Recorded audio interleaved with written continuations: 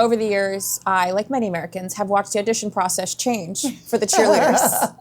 In a good way. In a good way. Can you talk about how it's evolved from having thousands of women at the doors to the stadium to the COVID era to now it's a much slimmer audition process thanks to social media? Yes, all of it, and I think, here's the thing.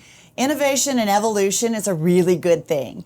And I think that, times change, things change, who they are changes, and certainly talent changes.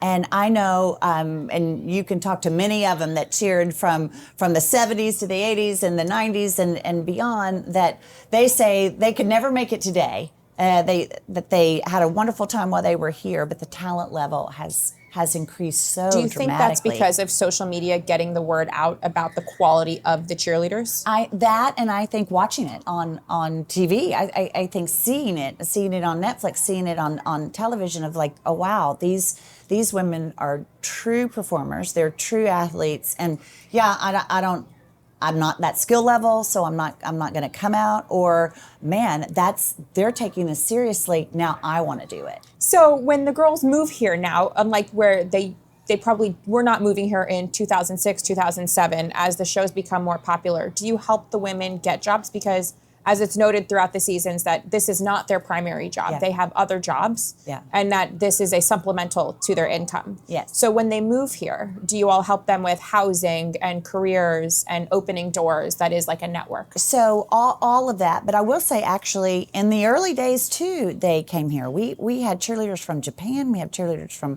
Australia, and that was I remember, early on. So people have been coming from, across the country and around the world for a very long time. I think now in the effort to do that, but it's kind of been like that always, of, with this not being a full-time job, and I think this is important to know too, that people that came here, that they weren't just dancers, they were also they were pursuing a career in something. Either they were going into medical school, or they were wanting to be an attorney, or they were in school pursuing their education to go on to do something else. And we didn't want them to have to stop doing that. So we wanted to encourage that and then give them opportunities so that they could pursue that as a career once they put their boots up, and then they were able to continue in the direction that they set out to in the first place.